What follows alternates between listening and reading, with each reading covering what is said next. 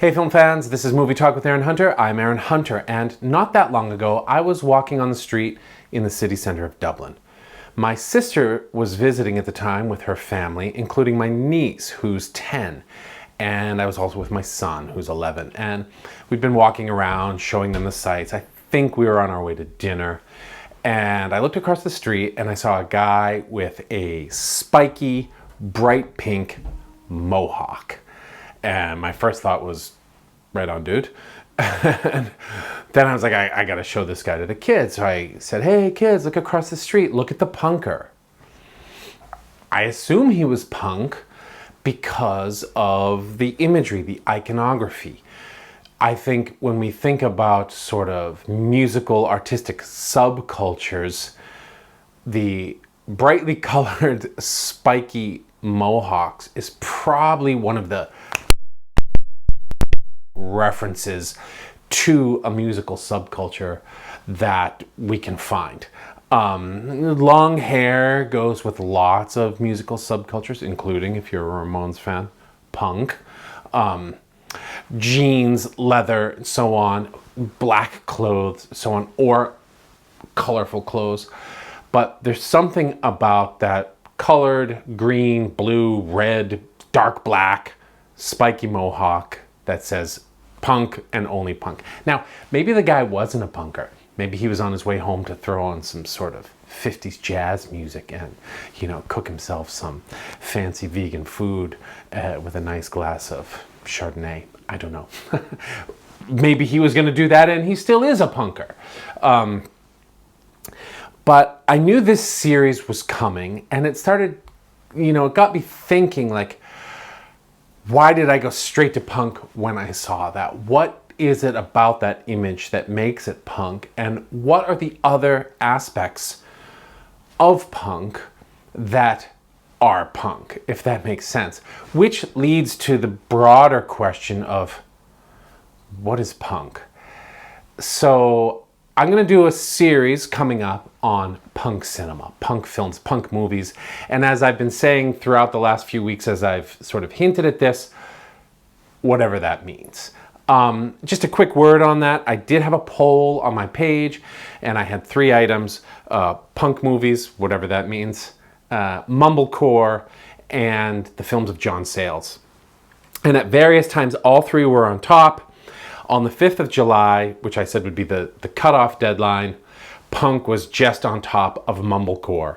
And so what I've decided is I'm going to do all 3. I'm just going to do them in the order that they were on that day. So I'm going to do some punk films over sort of August, the end of July, August, September.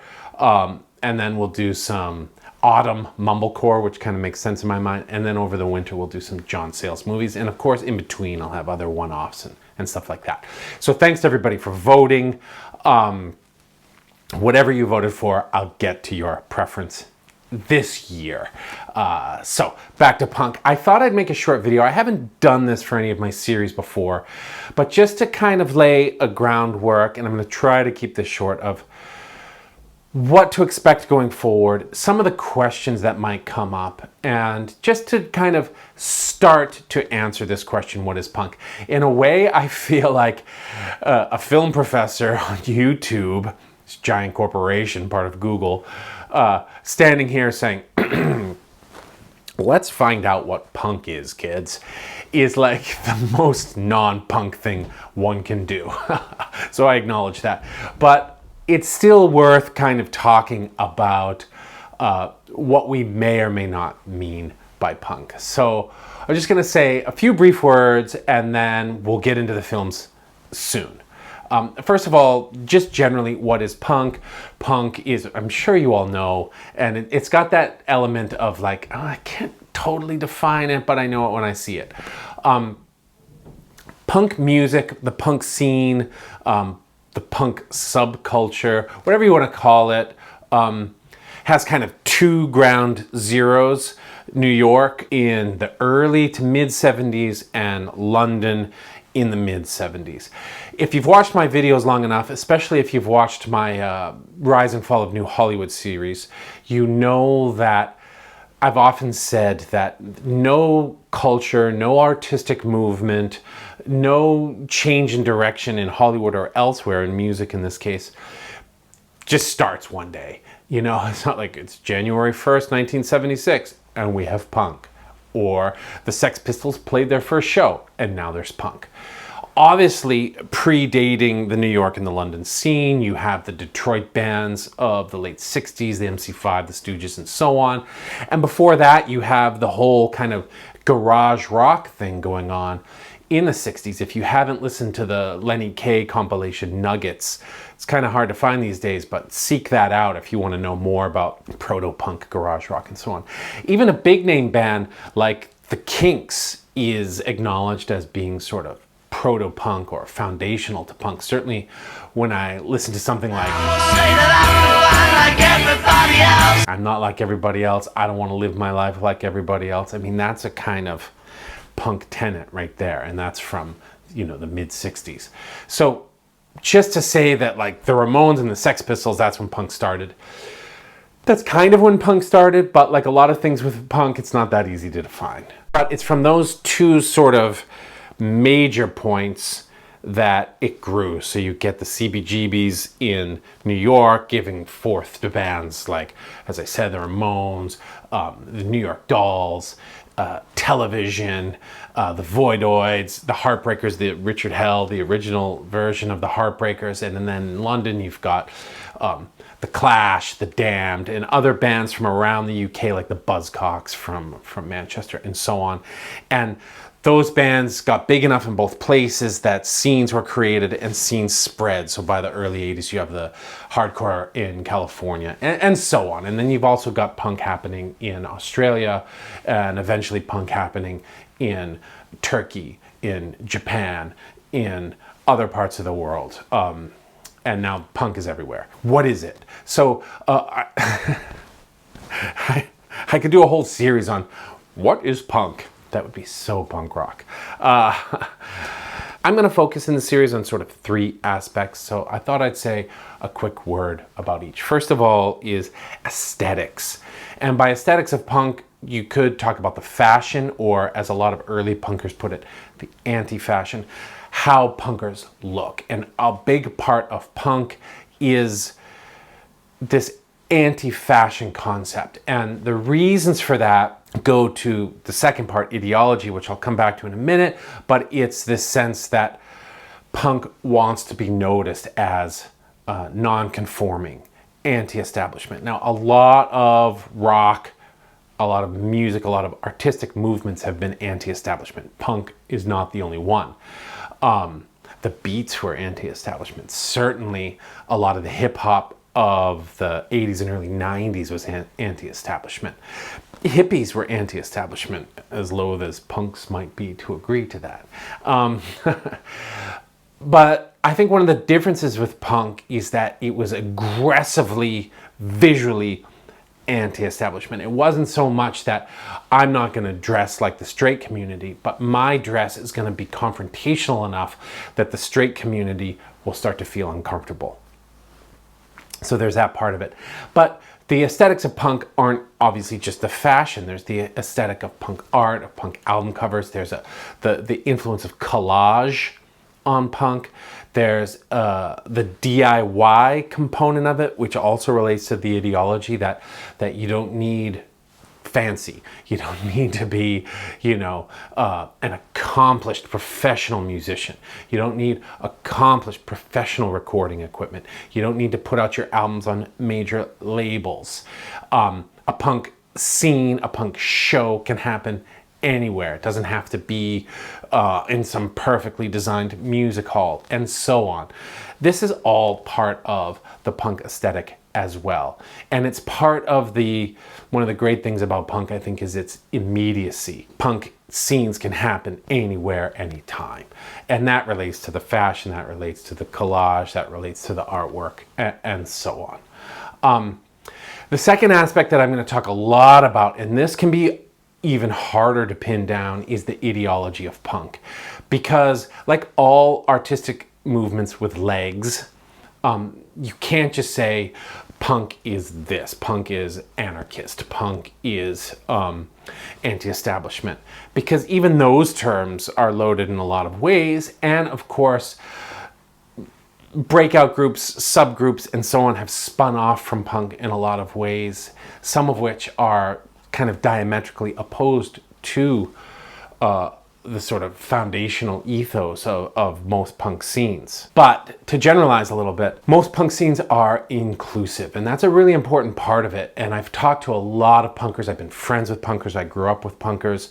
I was never a punker. I'll come back to that in a second. But I know a lot of punkers, and one of the things that comes up over and over and over again when they talk about their lives as teenagers or young adults in punk scenes is that it's the first time I ever felt included. It's the first time I ever felt like I was in a family.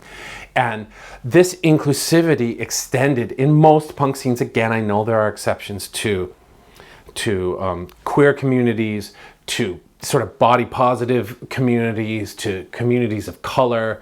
In the early punk scene, you have people of sort of all shapes, sizes, economic backgrounds, ethnic backgrounds, and so on.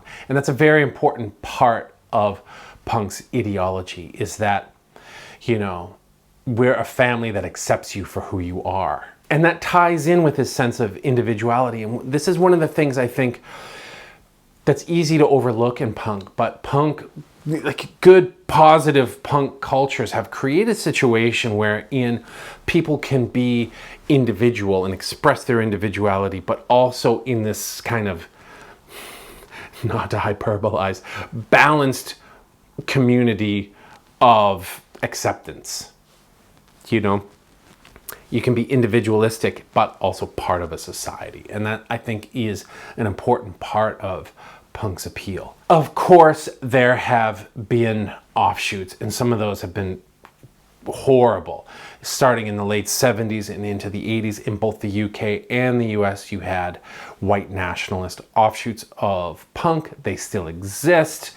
And this leads to another thing that I think is worth mentioning about punk ideology, is the kind of gatekeeping that goes on. Because I just said that punk was like, you know, accepting and inclusive. If so, why would there be gatekeeping? Well, first of all, if the Nazis show up, you got to be like the dead Kennedys and just say, right? And there were fights, you know, there were physical fights at the time, there probably still are, between the broader punk communities and the Nazi punks. If you want to see a recent take on that from 2015, there's this harrowing, wonderful, freaky movie, Green Room, where Patrick Stewart, Jean-Luc Picard, is a scary Nazi. It's a really good movie, but it's bloody and gross, so be prepared for that, but it's really good. But so in situations like that, the gatekeeping is necessary, and that's part of the ideology. Punk's inclusivity doesn't allow for white nationalism, and shouldn't. Again. But there's also kinds of sort of petty gatekeeping in punk, and they come to the question that I'm trying to answer, which is, what is punk? God, I can't tell you how many times in the 90s I'd be sitting at a party and a Green Day song would come on, and I'd get into some sort of argument with somebody about whether or not Green Day was punk. And part of the question that informs that comes back to the punk ideology, which is the DIY aesthetic, do it yourself. We don't need major labels. We create our own labels: Alternative Tentacles, Sub Pop, Twin Tone, Factory Records, and so on. And the idea that you would, you know, have aspirations beyond that to go to Geffen Records or something like that, Nirvana, is selling out. I don't know where the term sellout comes from. It's probably been around forever, but the first time I heard it bandied about and used as a sort of epithet against bands that were too big for their britches was from punker friends of mine. And so we'd have this conversation about Green Day, like, they sound punk, they're more pop. This comes to the music. But they're on a major label, so they're not punk. They can't be punk. I worked with a guy in the 90s who was a pretty hardcore punker from Portland, Oregon. And he's like, I liked Bleach, but Nirvana sold out. They're not punk. In fact, he said to me once, I hate what Nirvana's done to punk. by kind of mainstreaming it. So that sort of gatekeeping goes on all the time, and the definitions of what can come in or what stays outside the gate changes from London to New York to Seattle to Chicago to Minneapolis. I love listening to the Minneapolis punks, like the Replacements and Soul Asylum, but both of those bands became kind of less punk over time. So you can listen to Sorry Ma, Forgot to Take Out the Trash, totally punk, but is Don't Tell a Soul punk? When did the Replacements stop being punk, if ever? You know, is punk a state of mind, or is it a certain type of music? This kind of DIY ideology is part of the aesthetic, but it's also part of the sort of belief system of punk as well. And we'll talk about that in relation to the films also. And then finally, there's the music itself. Traditionally, punk was a return to early rock, so it's short songs, it's basic rock patterns, 4/4 time, it's verse, chorus, verse, which Nirvana famously made fun of later.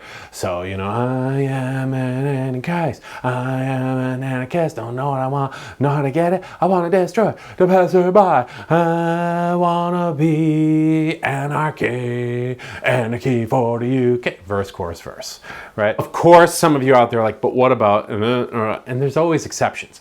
But that, most of the punk scenes, whether it was the Stooges, the MC5 in Detroit, whether it was the Ramones, whether it was the Sex Pistols and so on, they looked around at music in the 70s that they felt had gotten bloated, full of itself, up its own ass, and looked back to earlier forms of the sort of 2.5, 3-minute song, say what you're gonna say, get it over with. Eschewing oftentimes things like guitar solos and complicated arrangements and so on. Again, there's exceptions. So if you combine that with the sort of DIY ideology and aesthetic, you often get kind of unprofessional musicianship playing fast, short songs, right? And by unprofessional, I don't necessarily mean bad. There are a lot of great musicians in punk, and even those who are sort of not kind of great musicians, like I think Steve Jones, were clever and thoughtful and came up with cool harmonies and so on. But some of them are amazing. Like East Bay Ray is an amazing guitar player. Lucky Lair, the drummer for Circle Jerks and Red Cross and a bunch of other bands, is one of the best drummers I've ever heard. He's incredible, and he's a punk drummer. Quick side note, the day I saw the spiky pink-haired guy, about 30 minutes earlier, I saw Stuart Copeland walking on the streets in Dublin. I play drums. I've talked about that in some of my videos. I'm like, Stuart Copeland. He's like in my top 3. He's in my sort of holy trinity. So I had to talk to him. I see celebrities, you know, in Dublin once in a while, and I'm like, okay, cool. But I had to say hi to Stuart Copeland, and it was kind of like, I came up from behind. He's like, whoa, dude. And I'm like, we're not worthy. And he's like, thanks, man. And that was it. It was about a 20-second conversation. But yeah, I met Stuart Copeland. Early Police, roots in punk.